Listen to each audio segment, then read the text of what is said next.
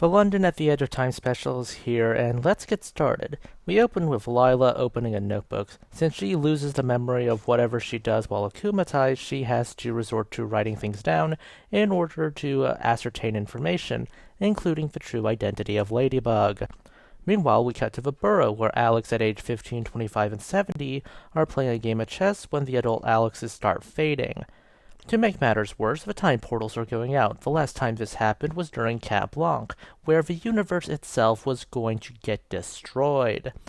Also, Alex summarizes the entire series, which I found to be a waste of time given the nature of this special. So, Marinette is flying off to London, and Marinette tells Kagami what happened, and Kagami says Marinette is blinded by love. Of course, we can't have Kagami do the right thing, or else we'll have no artificial drama. So she'll honor Marinette's charade, no matter how stupid it is. Yay, so Adrien has another person in his life that's lying to his face. Then we get the speech about how Kagami's mother was an accomplice in all this, and reveals that Adrian's father's culpability, that hey, this has a whole everyone can change moral, and that's why Kagami's mother isn't going to jail over this. Marinette also lies to Adrien. Basically, she concocts the story about how Monarch held Tsurugi and Gabriel hostage, and blackmailed both of them into making the alliance rings. Adrien reacts as one would. After that, Kagami tells her to get the hell out. Marinette, probably getting some catharsis out of this, ends up destroying all of Monarch's old things. The Kwames are free. Marinette is pretty broken up about lying to Adrien and the whole world. I didn't show the press conference because I didn't feel it was relevant. And then somehow, somewhere, someone made a wish. In the burrow, Bunnix grabs her and shoves her in a yellow vest. As you can see, the timeline is collapsing because everything is blacking out and fading to white ultimately. So, basically, Marinette takes a tiki from the past since the present version, was used to make a wish. And Marinette and Bunnix managed to find a point in time where Lila ended up stealing the Miraculous. Unable to actually hit an intangible person, they go back to the burrow. Marinette says that the only reason the villain even knows Marinette is Ladybug is that her identity was exposed. In a piece of smooth brain writing, we see Marinette ponder whether she should just retrieve the Miraculous of the butterfly. Alex, despite saying, yeah, this will haunt you for some time by not doing it, probably isn't a good idea to simply just take it. Because Bunnix has to be like this because the writers keep writing themselves into a corner, because what else are you going to do when it comes to time powers? They do manage to find Lila in the lair. We do learn the contents of Gabriel's wish, which was to help Natalie. Basically, the mysterious figure writes down in the notebook that Marinette is Ladybug. However, Marinette fails to apprehend the time traveler. So instead of having like a million chronobugs running around because they're all from different time periods, it's basically just one Marinette as if she's moving just through space and not time itself. The time traveler needs to know the identity of whoever Marinette is, whoever Ladybug is, and Marinette is sorta trying to play cat and mouse because the time traveler is at least smart enough to hide near past Natalie and past Marinette in order to make sure that Chronobug can't do anything lest the timeline be altered horrifically. While attempting to find the right place to intercept the villain, and of course the villain is trying to find the right place to learn who Ladybug is, we get to see the conversation between Natalie and Marinette. It's Marinette justifying only telling half the truth to Adrien and the world. Why? Because Adrien needs a mother figure, and considering the other relative alive is his aunt in London.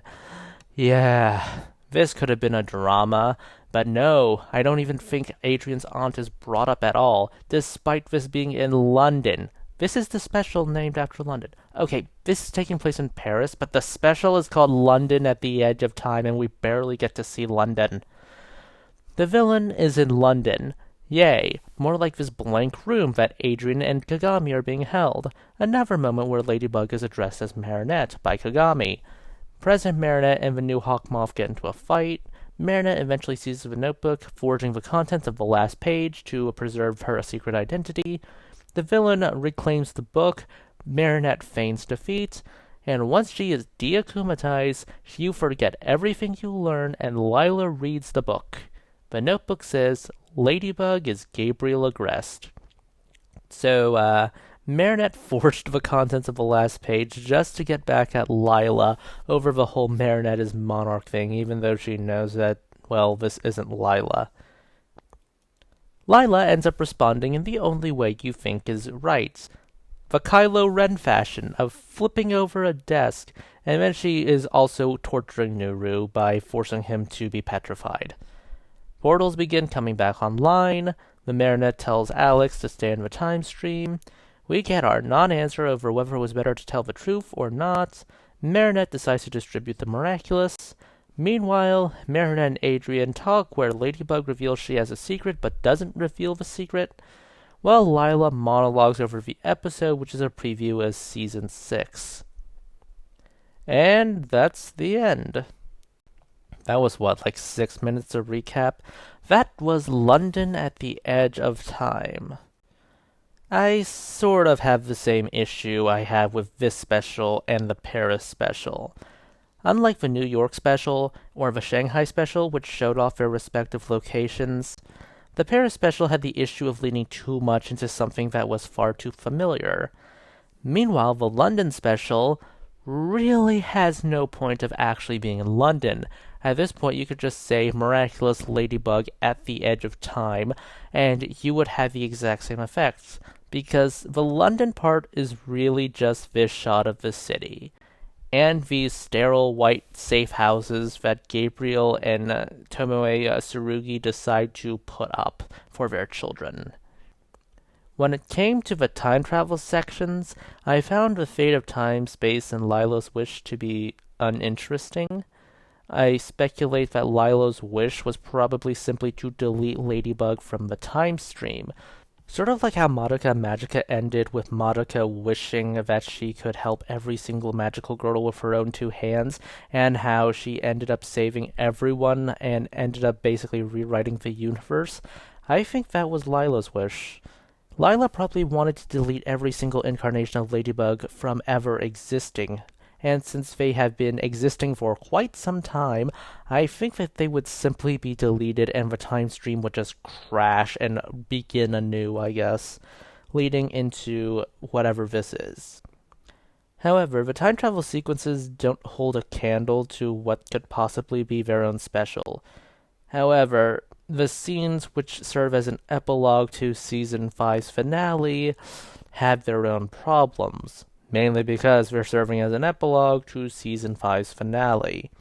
Marinette is not portraying the best of light. I get the narrative wants Marinette to be conflicted about this decision to lie to Adrian, but that's the problem. The focus is always around Adrian. It is not on Adrian. He is treated like a doll to be protected from reality, something this special does quite well, since if you've noticed in the recap, he doesn't show up in it except to sulk and at the very end. Now, this seems to lean into the Marinette-Adrian drama, and this is also a misstep, mainly because the conflict changes from Dad was a supervillain to, okay, Dad was a supervillain, but you lied to me about it and I'm angry at you. This conflict, again, doesn't revolve around Gabriel and Adrian, or even the ghost of Gabriel and Adrian, but towards Ladybug/Marinette and Adrian/Cat Noir. What's worse is that it makes everyone seem a lot more toxic than they should be. Kagami, for example, knows about her mother's culpability. She knows Gabe was monarch. She knows about Adrian.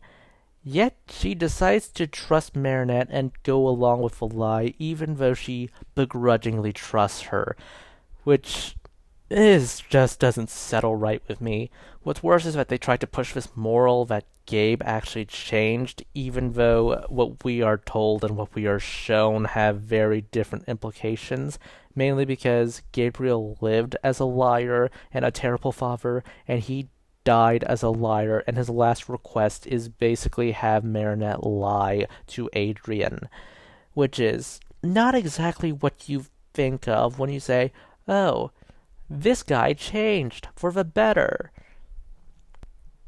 And then there's Natalie. She is actually perfectly willing to go to jail for all this, even though Marinette talks her out of it. But no. It's so annoying that Adrian is treated like a fragile doll that will shatter at the sight of bad news when other characters in similar situations like Kagami are simply not given the same level of fragility. But no, we need to have Adrian's angst be in the background and have Marinette's angst be in the forefront. I'm sorry, Marinette, did you learn nothing about keeping secrets from, what was it, season 3 or season 4? I forget. You're just repeating the same mistake. I get that people do that in the real world, but at the same time, this is a fictional world, and in a fictional world, it's more frustrating to see characters repeat the same mistakes, except slowly growing in scope and scale. In terms of the actual plot, I don't think this should have been a Miraculous World special. It should have been the first episode of Season 6. I do find Lila to be actually threatening as a villain. Even Marinette finds her actually threatening, because Lila is also willing to break space and time to get what she wants. Though I wish it was built up in a more competently written way, but hey, I'll take what I can get. While Gabe was an overtly mustache-twirling villain, Lila is just petty and sadistic. While I do understand that, there comes a point, because I know that Miraculous has awful pacing and that they're going to try to drag out the Lila saga as much as they can. I wonder if her outbursts are going to be gradually more childish to the point that her threat level also diminishes like Gabe's. We basically will turn her into a Ward's Gill. In terms of the you'll forget everything you learned as an Akuma, yeah, not buying this. I can waive this more easily if Lila simply did not understand how to use the butterfly to its fullest potential, but no, Marinette seems to treat this as a fact of the matter. Overall, London at the Edge of Time is pulled in two directions. The most compelling direction is the aftermath of Season 5's controversial finale. However, that is bogged down by the poor writing choices of that finale, which I can't really fault, but at the same time, it still happened in this finale, and how this is a rather bog-standard time travel episode in the other direction. Let's set right what was once wrong, and we locked out Adrian. How many of these time travel fix-it episodes have we dealt with so far? At least Season 6 will look good given the new technology they're using. Those are just my thoughts on the matter. Please consider liking, subscribing, tipping the channel on Ko-fi. This is Cyril signing off.